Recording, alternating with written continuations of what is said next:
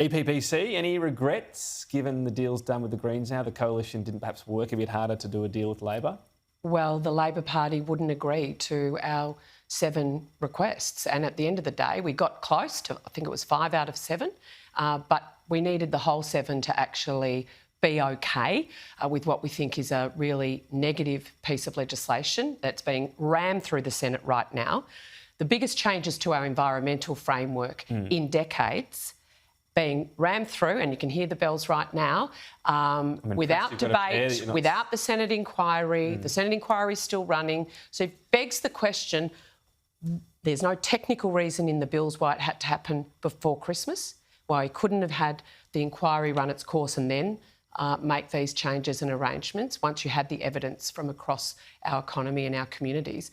But they wanted a win on the last day of Parliament and they were prepared to sell their souls to do it. Samuel said get it done. Murray, this is... The review was a long time ago. So Agree, Tom. But you're saying 6 more months might have been... So right now, our forestry industry is on its knees, will be legitimately shut down. The Greens are downstairs in the Senate crowing about the end of the native forest industry. So that one thing to get if you did a deal, that was not going to happen under your deal with Labor, was it?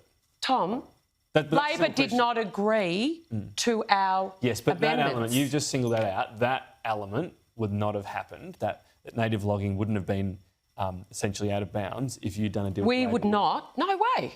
We're not trashing our forestry industry. You know that housing target? It requires a lot of timber and it takes, 20 years for a tree to grow. The deal on the table with Labor with you would not have had that. There was no deal on the table. Let me be really clear. There was no deal.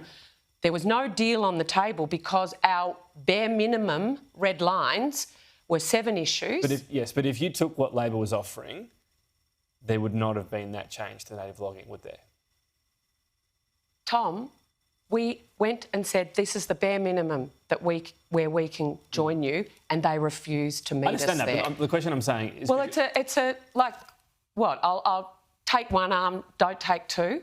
We came to what we gave a very honest and upfront negotiation. These are our red lines, and they would refuse to meet us there. And so that's their decision. This is on the Labor Party's head. It's also a decision. This is on the Labor Party's head. Here's 7, we'll give you 5. This is what happens in negotiation. You don't always get everything you want. So my point is... Well, my ambit claim would have been get rid of the moratorium on nuclear, and that's the amendment I'll be moving to the EPBC Act this afternoon. Okay. And so that is the ambit claim. Where you actually get to in a negotiation is your red lines. And your we had 7, and business, mining community, farming community are appalled at this outcome, and they would have been appalled had we not agreed, been able to get the 7 out of the 7. And we couldn't. Labor wouldn't meet us there. We will see their reaction. They haven't been impressed with what's announced, but I'm not sure they've necessarily commented on the 5 out of 7, etc. So we'll see. Quickly, if that makes sense. Yeah, we will see, Tom. Energy rebate, should that stay?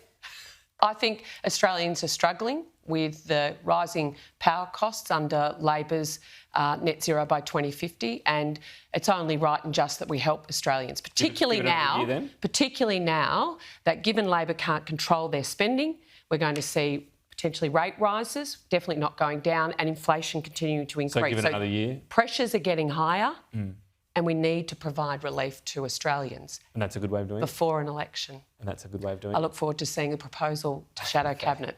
Bridget McKenzie, we'll let you get back to the fun and games. Fun in the Senate. Thank you.